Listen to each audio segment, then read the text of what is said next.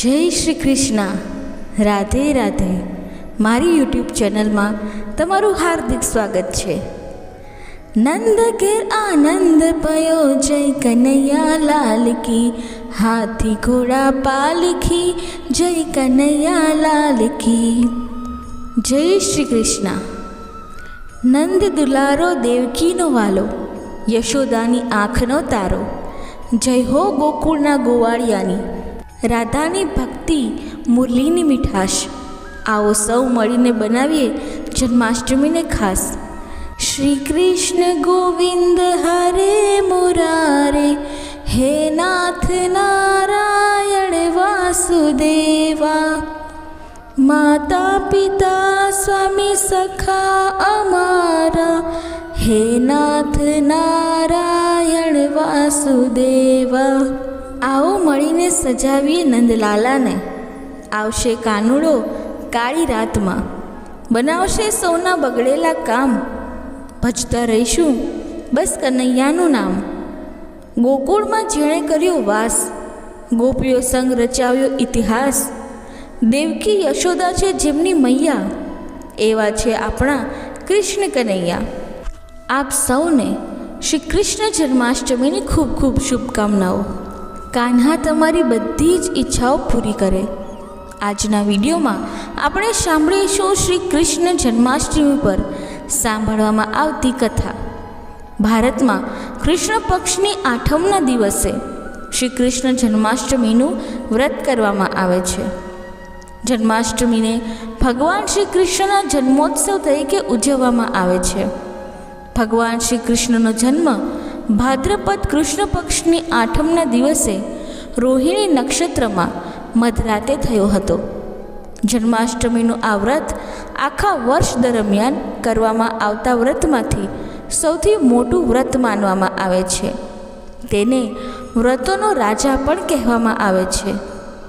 એવી માન્યતા છે કે જે પણ જન્માષ્ટમીનું વ્રત કરે છે તેને આખું વર્ષ વ્રત કરવા જેટલું પુણ્ય મળે છે. 1 કરોડ એકાદશીનું વ્રત કર્યા પછી જે પુણ્ય ફળ મળે છે તેટલું ફળ એક જન્માષ્ટમી વ્રત કરવા પર મળી જાય છે. જન્માષ્ટમી પર જે પણ વ્રત કરે છે ભગવાન શ્રી કૃષ્ણ તેમની બધી મનોકામના પૂર્ણ કરે છે. માન્યતા છે કે જન્માષ્ટમીના દિવસે ભગવાન શ્રી કૃષ્ણને માત્ર એક ઝૂલો ઝૂલાવે છે. ભગવાન તેમની બધી મનોકામના પૂર્ણ કરે છે. જન્માષ્ટમીનું વ્રત કરનાર અને જન્માષ્ટમીના વ્રતની આ કથા સાંભળનારના બધા પાપોનો નાશ થાય છે. તો ચાલો સાંભળીએ જન્માષ્ટમીના વ્રતની કથા. ભગવાન શ્રી કૃષ્ણની અદ્ભુત જન્મની કથા શરૂ કરતાં પહેલાં કમેન્ટ બોક્સમાં જય શ્રી કૃષ્ણ જરૂરથી લખજો તથા વિડીયોને એક લાઈક જરૂરથી કરજો, જેથી ભગવાન શ્રી કૃષ્ણની કૃપા તમારા પર હંમેશા વરસતી રહે. બોલો શ્રી કૃષ્ણ ભગવાનની જય. આની સાથે જ કથા શરૂ કરીએ. દ્વાપર યુગમાં જ્યારે પાપ અને જુલમના ભાર હેઠળ પૃથ્વી દબાવવા લાગી ત્યારે પૃથ્વી ગાય માતાનું સ્વરૂપ બનીને સૃષ્ટિના સર્જક બ્રહ્મદેવ પાસે ગઈ. સાથે બધા દેવતાઓ બ્રહ્મદેવ પાસે ગયા અને બ્રહ્માને પૃથ્વીની દુઃખદ કથા જણાવી. ત્યાં હાજર તમામ દેવતાઓએ નક્કી કર્યું કે તેઓ સંકટને હલ કરવા માટે ભગવાન વિષ્ણુ પાસે જશે અને બધા લોકો પૃથ્વી દેવી સાથે ભગવાન વિષ્ણુ પાસે ક્ષીર સાગરમાં પહોંચ્યા. ભગવાન વિષ્ણુ શેષનાગની શૈયા પર આરામ કરી રહ્યા હતા. ત્યાં જઈને બધા દેવતાઓએ ભગવાન વિષ્ણુની સ્તુતિ કરવા લાગ્યા. ભગવાન વિષ્ણુની નિંદર સ્તુતિ કરવાથી ખુલી ગઈ. ત્યારે ભગવાન વિષ્ણુએ બધાના આવવાનું કારણ પૂછ્યું. ત્યારે નમ્ર અવાજમાં ધરતી દેવીએ કહ્યું, ભગવાન, આખી પૃથ્વી પાપ અને જુલમથી ઘેરાયેલી છે. આ પાપો અને અત્યાચારોના ભાર હેઠળ પૃથ્વી દબાઈ રહી છે. એટલે જ મહેરબાની કરીને આ સંકટનો ઉકેલ લાવો. આ સાંભળીને ભગવાને કહ્યું કે હું કંસની બહેન દેવકી અને વાસુદેવની પત્નીના ગર્ભમાંથી વ્રજભૂમિમાં જન્મ લઈશ. એટલે જ તમે વ્રજભૂમિ પર જાઓ, યાદવ કુળમાં જન્મ લો. આમ કહીને ભગવાન વિષ્ણુ અંતર ધ્યાન થઈ ગયા અને દેવતા પૃથ્વી પર આવ્યા અને યાદવ કુળમાં નંદ, યશોદા અને ગોપીઓ તરીકે જન્મ્યા. આ પછી થોડા દિવસો આ રીતે પસાર થઈ ગયા. બીજી તરફ મથુરામાં માતા દેવકી રાજા કંસની બહેન હતી. કંસને સત્તાની લાલચ હતી. તેણે પોતાના પિતા રાજા ઉગ્રસેનનું સિંહાસન છીનવીને તેને જેલમાં બંધ કરી દીધો અને પોતાને મથુરાનો રાજા જાહેર કર્યો. રાજા કંસ પોતાની બહેન દેવકીને ખૂબ જ પ્રેમ કરતો હતો. તેણે પોતાની બહેનના લગ્ન વાસુદેવ સાથે કર્યા. પરંતુ જ્યારે તે પોતાની બહેન દેવકી અને વાસુદેવને લગ્ન પછી મૂકવા જઈ રહ્યો હતો, ત્યારે એક આકાશવાણી થઈ, "ઓ કંસ, જે બહેનને તમે આટલા પ્રેમ અને આદર સાથે મોકલી રહ્યા છો, એ જ દેવકીનો 8મો દીકરો તમારા મૃત્યુનું કારણ બનશે." કંસ આ સાંભળીને ડરી ગયો હતો અને જ્યારે તે દેવકીને મારવા દોડ્યો ત્યારે વાસુદેવે કહ્યું, "કંસ, તે નિર્દોષ છે, તેને મારી નાખવું યોગ્ય નથી. જ્યારે પણ દેવકીના ગર્ભમાંથી પુત્ર જન્મે ત્યારે હું તમને મારા બધા બાળકોની જન્મતાની સાથે જ તમને આપી દઈશ. તમે તેમની સાથે કંઈ પણ કરી શકો છો. પછી કોણ તમને મારી શકશે?" કંસે તેની આજ્ઞાનું પાલન કર્યું અને તેણે તરત જ પોતાની બહેન અને તેના પતિ વાસુદેવને કેદ કરી લીધા અને તેઓની આસપાસ સૈનિકોની કડક ચોકી ગોઠવી દીધી. કંસ પોતાના મૃત્યુની ભવિષ્યવાણી સાંભળીને ખૂબ જ ડરી ગયો હતો. દેવકીને જ્યારે પણ પુત્ર થતો ત્યારે કંસ તે પુત્રને મારી નાખતો. દેવકીના 7 પુત્રોને માર્યા બાદ જ્યારે કંસને 8મી વારના ગર્ભની જાણ થઈ, કંસે દેવકી અને વાસુદેવને એક ખાસ જેલમાં નાખી દીધા અને ત્યાં કડક ચોકીદારી કરી. ભાદ્રપદ માસના કૃષ્ણ પક્ષની 8મના દિવસે તે ભયાનક રાત હતી. આ સમયે ભગવાન શ્રી કૃષ્ણનો જન્મ ચક્ર, ગદા, કમળ ધારણ કરીને થયો હતો. ચારે બાજુ પ્રકાશ ફેલાઈ ગયો. બધા દેવો દ્વારા પુષ્પ વર્ષા કરવામાં આવી. દેવો દ્વારા એકબીજાને બધાઈ આપવામાં આવી. દેવલોકમાં ભગવાન શ્રી કૃષ્ણના જન્મની ખુશીમાં નાચ ગાન કરવામાં આવ્યું. પૃથ્વી દેવી હરખથી છલકાઈ ગઈ. પ્રકૃતિ 16 કળાએ ખીલી ઉઠી. બોલો કૃષ્ણ કનૈયા લાલ કી જય. નંદ ઘેરા નંદ ભયો જય કનૈયા લાલ કી. હાથી ઘોડા પાલખી જય કનૈયા લાલ કી. હાથી ઘોડા પાલખી જય કનૈયા લાલ કી. લીલાધારી ભગવાનની લીલા જોઈને વાસુદેવ અને દેવકી હાથ જોડીને તેમની સામે ઊભા રહ્યા. જ્યારે ભગવાન શ્રી કૃષ્ણે પોતાનું બાળ સ્વરૂપ લીધું ત્યારે દેવકી અને વાસુદેવની હાથની બેડીઓ તૂટી ગઈ. દરવાજા આપોઆપ ખુલી ગયા. ચોકીદારો સૂઈ ગયા. પછી વાસુદેવ કૃષ્ણને ત્યાંથી લઈને ચાલવા લાગ્યા. બહાર ખૂબ જ પ્રચંડ તોફાન અને વરસાદ પડવા લાગ્યો. ચાલતા ચાલતા તેઓ યમુના નદી પાસે પહોંચે છે. કિનારે તેમને એક સુપડી દેખાય છે, જેમાં વાસુદેવ બાળ સ્વરૂપ શ્રી કૃષ્ણને રાખીને પગપાળા નદી પાર કરવાનું શરૂ કરે છે. ભારે વરસાદ અને નદીના પ્રવાહ વચ્ચે વાસુદેવ ગળા સુધી નદીમાં ડૂબી જાય છે. પછી બાલકૃષ્ણના રક્ષણ માટે શેષનાગ પ્રગટ થાય છે. માતા યમુના પ્રગટ થઈને ભગવાન શ્રી કૃષ્ણના ચરણ સ્પર્શ કરે છે અને રસ્તો બનાવી આપે છે. વાસુદેવ રાતના અંધકારમાં બાલકૃષ્ણ સાથે યશોદા મૈયાના ઓરડામાં પહોંચે છે. દરવાજા આપોઆપ ખુલે છે અને ગાઢ નિંદ્રામાં સૂતેલી મૈયા યશોદા પાસે તે બાલકૃષ્ણને સુવડાવીને ત્યાં સૂતેલી બાળકીને ત્યાંથી લઈ જાય છે અને જેલમાં જઈને તે દેવકી પાસે છોકરીને સુવડાવી દે છે. વાસુદેવ જ્યારે જેલમાં પાછા ફર્યા ત્યારે તેમને પોતાની મેળે જ બેડી લાગી ગઈ. તો બીજી તરફ મૈયા યશોદા અને તેના પતિ નંદ બાબા સમજે છે કે તેમને પુત્રનો જન્મ થયો છે. પછી જેલમાં છોકરી રડવા લાગે છે.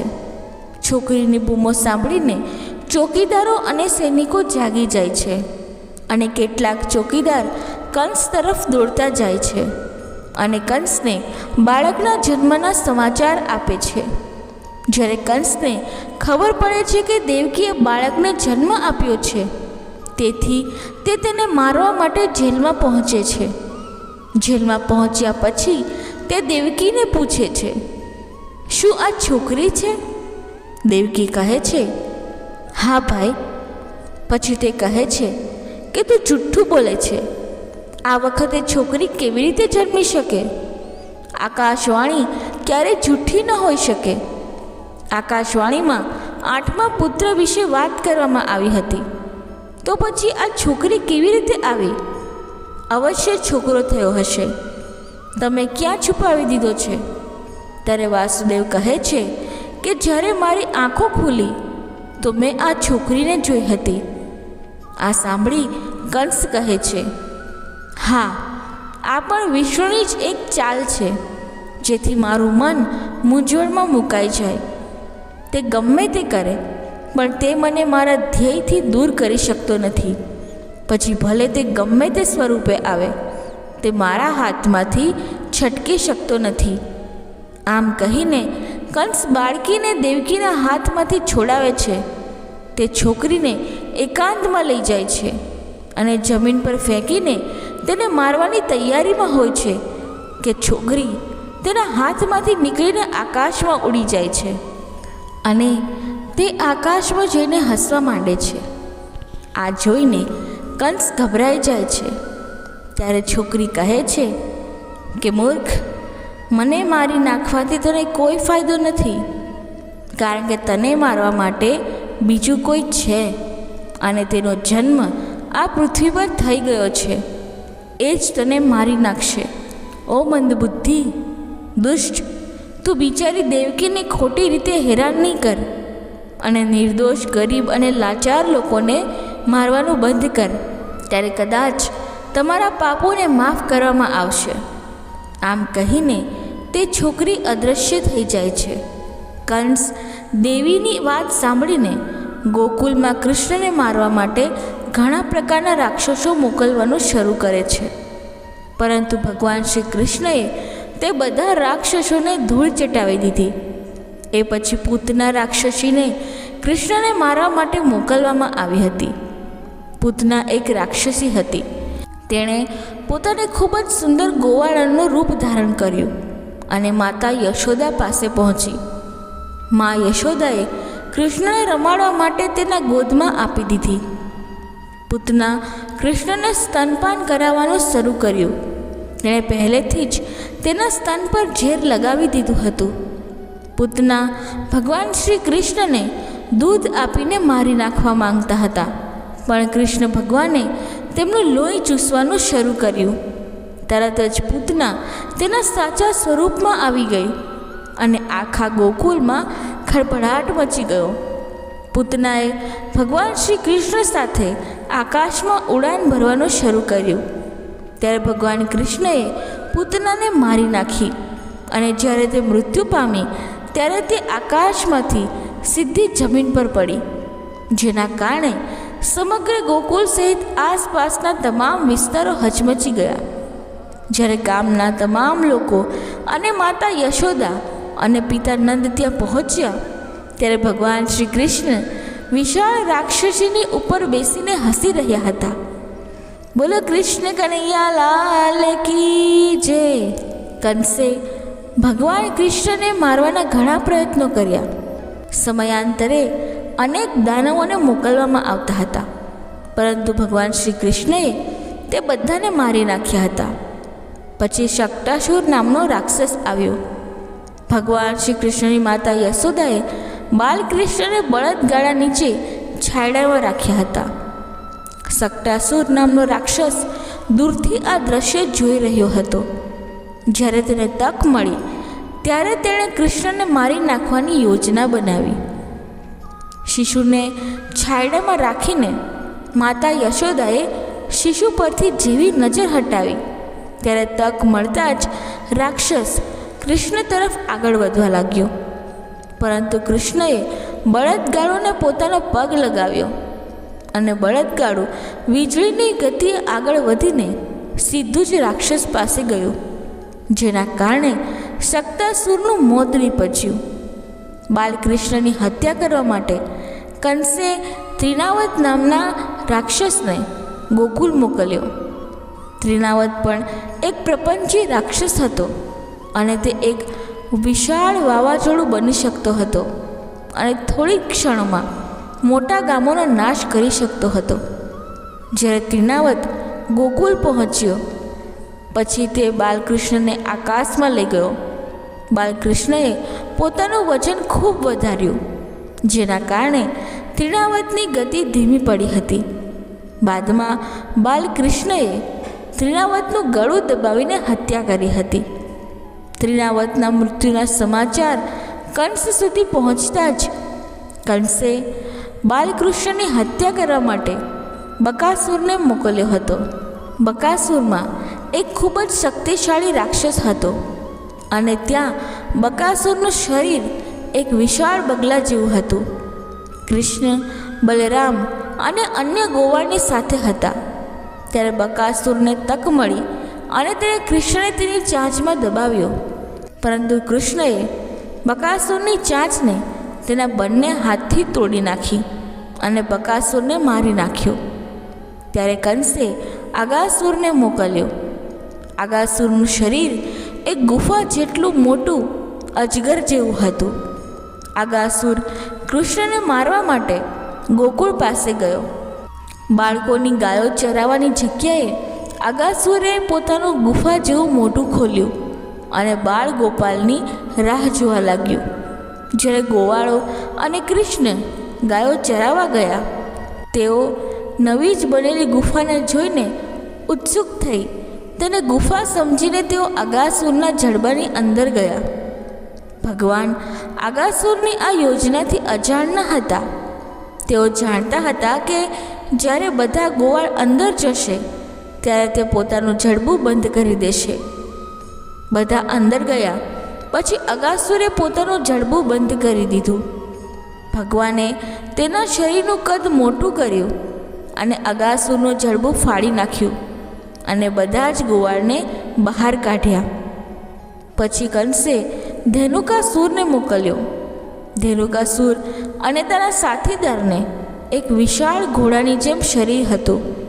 તે બંને ભયાનક રાક્ષસો હતા. મહારાજ કંસના આદેશથી ધેનુકાસુર પોતાની સાથી સાથે યમુના કિનારે ગયો. કૃષ્ણએ પોતાના મોટા ભાઈ બલરામ સાથે મળીને એ માયાવી રાક્ષસોને મારી નાખ્યા. પછી પ્રલંબાસુર આવ્યા. બાળકૃષ્ણ અને બાળ ગોવાળો રમી રહ્યા હતા. આ રમતમાં હારનારાઓએ વિજેતા ગોવાળને પોતાના ખભે લઈ જવાનું હતું. પ્રલંબાસુરે આ સાંભળ્યું અને બાળ ગોવાળનું સ્વરૂપ ધારણ કર્યું અને તેણે બલરામને હરાવ્યો. તેણે હવે બલરામને ખભા પર ઉચકીને ફરવાનું હતું. પ્રલંબાસુરે બલરામને પોતાના ખભા પર ઉચકી લીધો અને બાકીના ગોવાળ પાસેથી દૂર લઈ ગયો અને પોતાના વાસ્તવિક રાક્ષસી સ્વરૂપમાં આવ્યો. બલરામે પ્રલંબાસુરને માથામાં મુક્કો માર્યો, જેના કારણે લોહીની ઉલટીઓ થવાથી પ્રલંબાસુરનું મોત થયું. શંખચૂડ નામનો રાક્ષસ ગોપીઓનું અપહરણ કરીને ભાગી રહ્યો હતો. શ્રી કૃષ્ણએ તેનો પીછો કર્યો અને તેને પકડ્યો અને કપાળ પર મુક્કો માર્યો અને મારી નાખ્યો.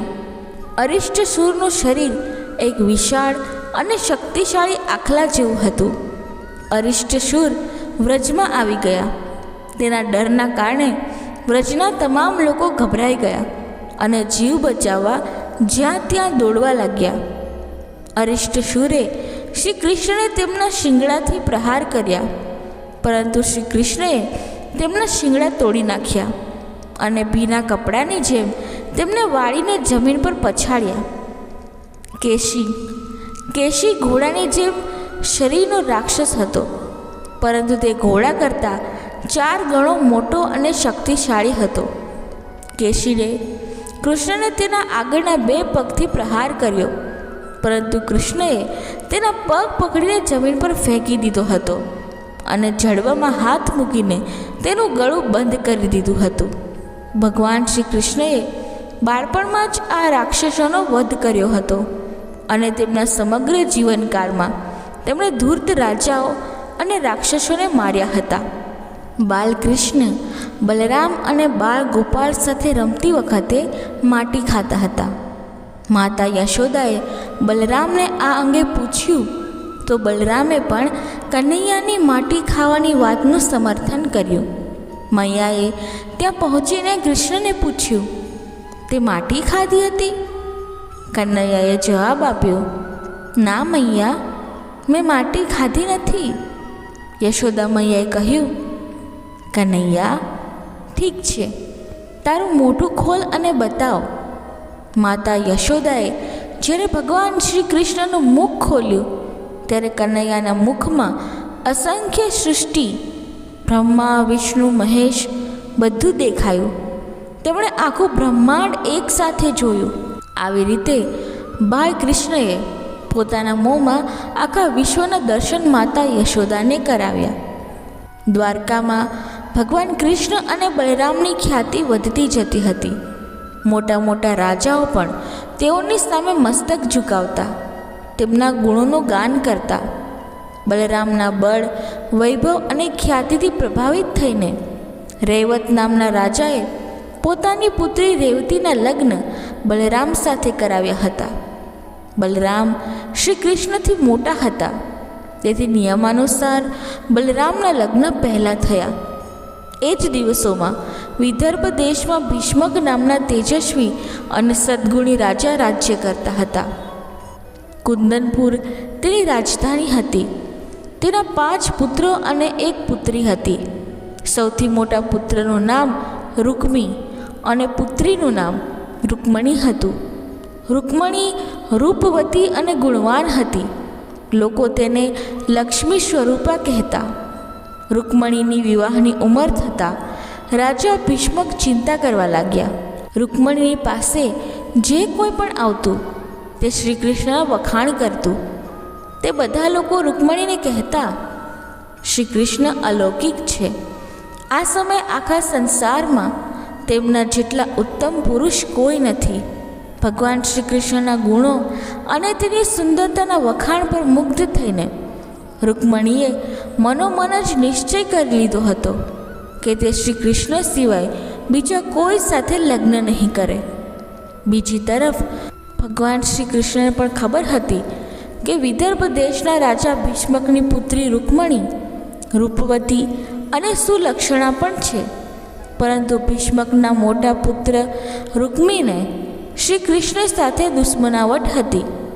તે તેની બહેનના લગ્ન શિશુપાલ સાથે કરાવવા ઈચ્છતો હતો, કારણ કે શિશુપાલને પણ શ્રી કૃષ્ણ સાથે દુશ્મનાવટ હતી.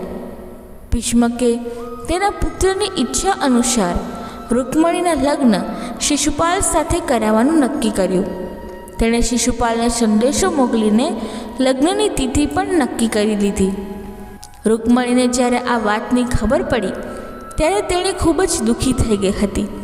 તેણે પોતાની ઈચ્છા ભગવાન શ્રી કૃષ્ણને જણાવવા માટે એક બ્રાહ્મણને દ્વારકામાં મોકલ્યો. તેમણે શ્રી કૃષ્ણને નીચે મુજબનો સંદેશો મોકલ્યો.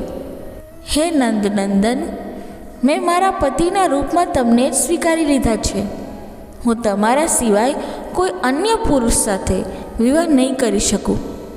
મારા પિતા મારી ઈચ્છાની વિરુદ્ધ મારા લગ્ન શિશુપાલ સાથે કરાવવા ઈચ્છે છે. લગ્નની તિથિ પણ નક્કી થઈ ગઈ છે. મારા કુળના રીતિ રિવાજ મુજબ લગ્ન પહેલાં કન્યાએ નગરની બહાર આવેલા દેવી ગિરિજાના દર્શન કરવા જવાનું હોય છે. હું પણ લગ્નના વસ્ત્રોમાં તૈયાર થઈને ગિરજાના મંદિરે જઈશ. હું ઈચ્છું છું કે તમે ગિરજા મંદિર પહોંચીને મને પત્નીના રૂપમાં સ્વીકારી લો. જો તમે નહીં પહોંચો તો હું મારા પ્રાણનો ત્યાગ કરી દઈશ. રૂકમણીનો સંદેશ મળતા જ શ્રી કૃષ્ણ તરત જ રથ પર સવાર થઈને કુંદનપુર જવા નીકળી પડ્યા. તેણે રૂકમણીના દૂત બ્રાહ્મણને પણ રથમાં બેસાડી દીધા. શ્રી કૃષ્ણના જવાની વાતની ખબર બલરામને પડી. તેને ચિંતા થવા લાગી, કારણ કે શ્રી કૃષ્ણ એકલા કુંદનપુર ગયા હતા. તેથી તે પણ યાદવોની સેના લઈને કુંદનપુર જવા નીકળી પડ્યા. બીજી તરફ રાજા ભીષ્મકે શિશુપાલને સંદેશો મોકલી દીધો હતો. તેથી તે પણ કુંદનપુર જવા નીકળી પડ્યા. શિશુપાલની જાનમાં જરાસંઘ, પૌંડ્રંગ, શાલ્વ અને અન્ય રાજાઓ પણ હતા. તે બધા જ શ્રી કૃષ્ણના દુશ્મન હતા. લગ્નનો દિવસ હતો. આખું નગર સુશોભિત હતું. મંગળ ગાન ગવાઈ રહ્યા હતા. વાજિંત્રો વાગી રહ્યા હતા. આખા નગરમાં ચહેલપહેલ થઈ રહી હતી. નગરવાસીઓને જ્યારે ખબર પડી કે શ્રી કૃષ્ણ અને બલરામ નગરમાં આવ્યા છે, ત્યારે તેઓ પણ ખૂબ ખુશ થઈ ગયા. તેઓ બધા મનોમન વિચારવા લાગ્યા, જો રૂકમણીના લગ્ન શ્રી કૃષ્ણ સાથે થાય તો કેટલી સારી બાબત કહેવાય. શ્રી કૃષ્ણ રૂકમણી માટે યોગ્ય પુરુષ છે. સાંજ પછીનો સમય હતો. રૂકમણી લગ્નના વસ્ત્રોમાં તૈયાર થઈને ગિરજા મંદિર તરફ જવા લાગ્યા. તેની સાથે તેણીની અનેક સખીઓ અને અંગરક્ષક પણ હતા. રૂકમણી ઉદાસ અને ચિંતિત હતી, કારણ કે તેણીએ જે બ્રાહ્મણને સંદેશો આપવા મોકલ્યા હતા તે હજુ સુધી પાછા આવ્યા નહોતા. રૂકમણીએ મંદિરમાં જઈને પ્રાર્થના કરી, હે માં, મારી ઈચ્છા પૂરી કરો. હું શ્રી કૃષ્ણ સિવાય બીજા કોઈ પુરુષ સાથે લગ્ન કરવા ઈચ્છતી નથી. રૂકમણી જેવા મંદિરની બહાર નીકળ્યા, તરત જ તેમને બ્રાહ્મણ દેખાયો. બ્રાહ્મણે રૂકમણીને કંઈ જ કહ્યું નહીં. આમ છતાં રૂકમણી બ્રાહ્મણને જોઈને ખુશ થઈ ગઈ. તેણે સમજાઈ ગયું કે ભગવાન શ્રી કૃષ્ણ તેણીને સ્વીકારવા તૈયાર છે. રૂકમણી તેના રથ પર બેસવા જતી જ હતી, ત્યાં જ શ્રી કૃષ્ણ વીજળીની માફક તેની પાસે આવ્યા અને તેણીનો હાથ પકડી લીધો. ભગવાને રૂકમણીને ખેંચીને પોતાના રથમાં બેસાડી દીધી. આમ શ્રી કૃષ્ણ રૂકમણીને રથમાં બેસાડીને દ્વારકા તરફ ચાલી નીકળ્યા. થોડી જ વારમાં કુંદનપુરમાં વાત ફેલાઈ ગઈ કે શ્રી કૃષ્ણ રૂકમણીનું અપહરણ કરીને તેણીને પોતાની સાથે દ્વારકા લઈ ગયા છે. શિશુપાલને જ્યારે આ વાતની ખબર પડી ત્યારે તે ખૂબ જ ગુસ્સે થઈ ગયા. તેણે પોતાના મિત્ર રાજાઓ અને સેના સાથે શ્રી કૃષ્ણનો પીછો કર્યો, પરંતુ વચ્ચે જ બલરામ અને યદુવંશીઓએ શિશુપાલને રોકી લીધો. બંને વચ્ચે ભયંકર યુદ્ધ થયું. બલરામ અને યદુવંશીઓએ વીરતા અને બહાદુરી સાથે શિશુપાલ અને તેની સેનાને હરાવી દીધી. તેથી શિશુપાલ અને તેની સેના નિરાશ થઈને કુંદનપુર પરત ફરી. રૂકમી આ ઘટના જાણીને ગુસ્સે થઈ ગયો. તેણે બહુ જ મોટી સેના લઈને શ્રી કૃષ્ણનો પીછો કરવાનો શરૂ કર્યો. રૂકમીએ પ્રતિજ્ઞા લીધી કે તે શ્રી કૃષ્ણને બંદી બનાવીને જ પાછા ફરશે, નહીં તો તે ક્યારેય કુંદનપુર પાછા નહીં જાય. રૂકમી અને શ્રી કૃષ્ણ વચ્ચે ઘમાસાણ યુદ્ધ થયું. શ્રી કૃષ્ણએ રૂકમીને યુદ્ધમાં હરાવી દીધા, તેમજ તેણે રૂકમીને પોતાના રથ સાથે બાંધી દીધા. પરંતુ બલરામે રૂકમીને રથમાંથી છોડાવી લીધા. બલરામે શ્રી કૃષ્ણને સમજાવતા કહ્યું, રૂકમી અને આપણે સંબંધી થયા. કોઈ સંબંધીને આ રીતે સજા આપવી જરા પણ યોગ્ય નથી. રૂકમી પોતાની પ્રતિજ્ઞા અનુસાર ક્યારેય કુંદનપુર પાછા ન ફર્યા. તે એક નવું નગર વસાવીને તે નગરમાં જ રહેવા લાગ્યા. કહેવાય છે કે રૂકમીના વંશજો હજુ પણ તે નગરમાં રહે છે. ભગવાન શ્રી કૃષ્ણ રૂકમણીને દ્વારકા લઈ ગયા. ત્યાં જઈને શ્રી કૃષ્ણ અને રૂકમણીએ વિધિપૂર્વક લગ્ન કર્યા. રૂકમણીએ એક પુત્રને પણ જન્મ આપ્યો. તેનું નામ પ્રદ્યુમ્ન હતું. તે કામદેવનો અવતાર હતો. શ્રી કૃષ્ણની અનેક પટરાણીઓમાં રૂકમણીનું સ્થાન મહત્વપૂર્ણ છે. તેમની પ્રેમ અને ભક્તિ પર ભગવાન શ્રી કૃષ્ણ મુગ્ધ હતા. શ્રી કૃષ્ણ અને રૂકમણીના પ્રેમ અને ભક્તિની અનેક કથાઓ છે. શિશુપાલ શ્રી કૃષ્ણનું અપમાન કરતો હતો, કેમ કે શિશુપાલ રૂકમણી સાથે વિવાહ કરવા માંગતો હતો, પરંતુ શ્રી કૃષ્ણ રૂકમણીનું હરણ કરીને લઈ ગયા હતા. બીજું કારણ એ હતું કે યાદવ વંશી રાજા શિશુપાલ કંસ અને જરાસંઘ મિત્ર હતા. શિશુપાલ શ્રી કૃષ્ણને રોકવા માટે જરાસંઘને હંમેશા સાથ આપતો હતો. શિશુપાલને ખબર હતી કે શ્રી કૃષ્ણ મારા 100 અપરાધ સુધી મારશે નહીં. શિશુપાલ શ્રી કૃષ્ણની ફોઈનો પુત્ર હતો. જ્યારે શિશુપાલનો જન્મ થયો ત્યારે તેને 3 નેત્ર તથા 4 ભુજાઓ હતી. તે ગધેડાની જેમ રડી રહ્યો હતો.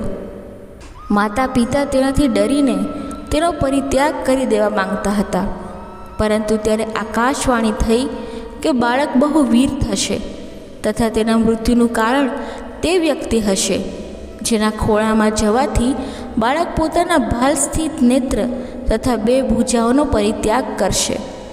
આ આકાશવાણી અને તેના જન્મના વિષયમાં જાણીને અનેક વીર રાજા તેને જોવા આવ્યા હતા.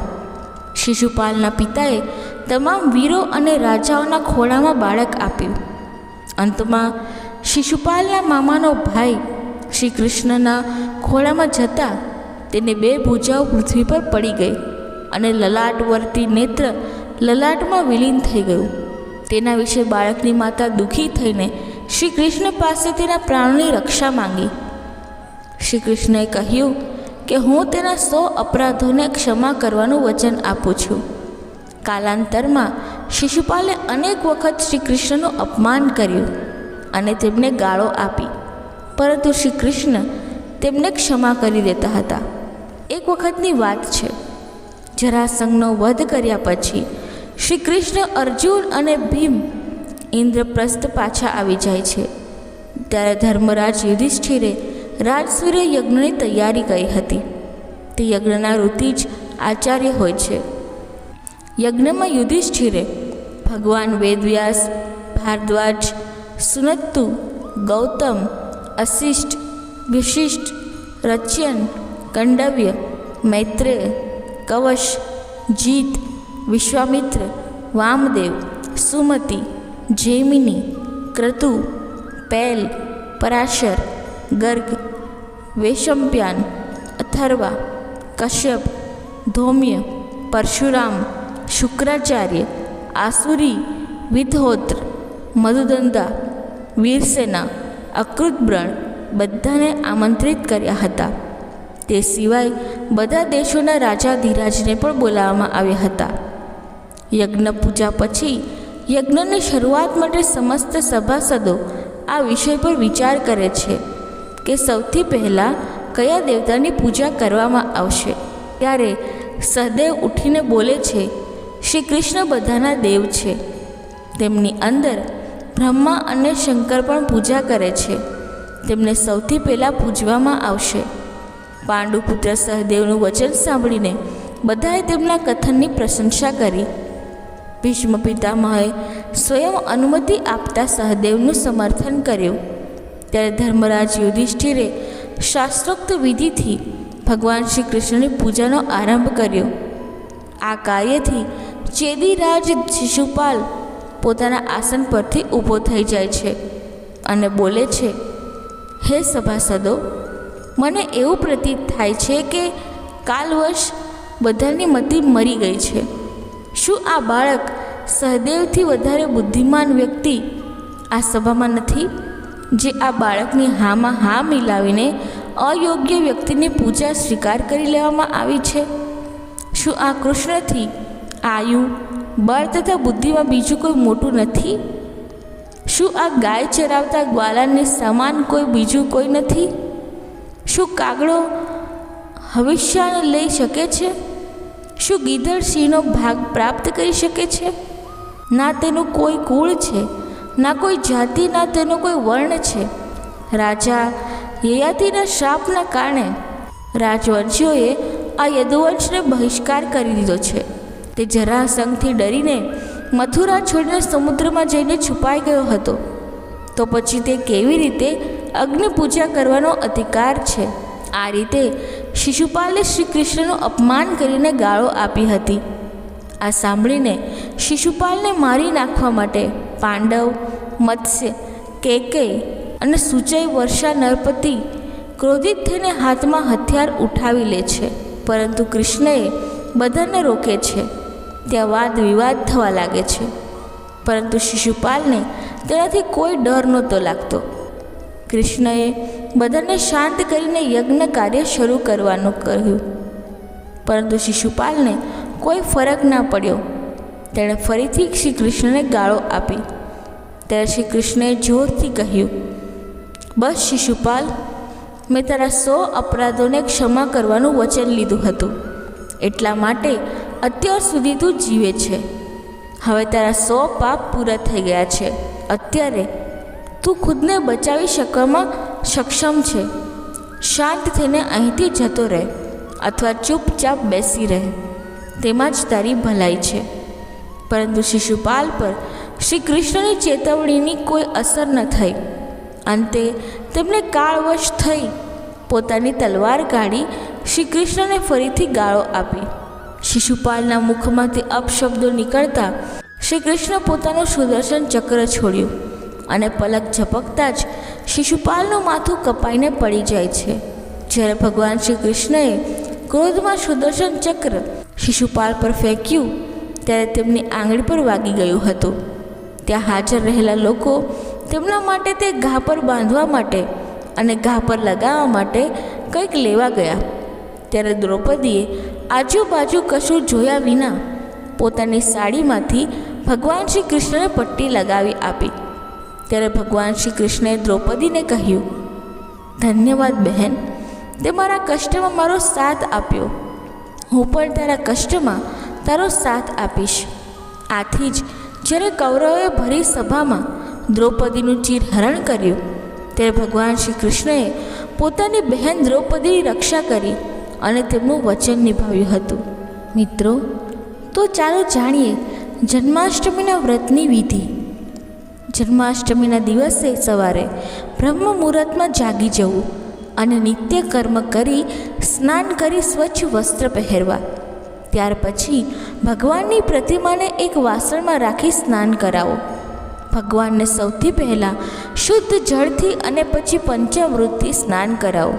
ત્યાર પછી ભગવાનને ગંગાજળથી સ્નાન કરાવો અને તેમને નવા વસ્ત્ર ધારણ કરાવો. ભગવાનને આ દિવસે પારણામાં બિરાજમાન કરવા. ત્યાર પછી ભગવાનની આરતી કરો અને તેમને ફળ તેમજ મીઠાઈ ધરાવો. બાળકૃષ્ણને માખણ મિશ્રીનો ભોગ ખાસ લગાવવો જોઈએ. મિત્રો, કથા બોલતી વખતે જો મારાથી કોઈ ભૂલ થઈ હોય તો હું ક્ષમા માગું છું અને આશા રાખું છું કે આ કથા તમને પસંદ આવી હશે. જો આ કથા તમને પસંદ આવી હોય તો વિડીયોને લાઈક કરી ચેનલને સબસ્ક્રાઈબ કરવાનું ના ભૂલતા અને કમેન્ટ બોક્સમાં જય શ્રી કૃષ્ણ જરૂરથી લખજો. ત્યાં સુધી જય શ્રી કૃષ્ણ. રાધે રાધે. બોલો શ્રી કૃષ્ણ કનૈયા લાલ કી જય.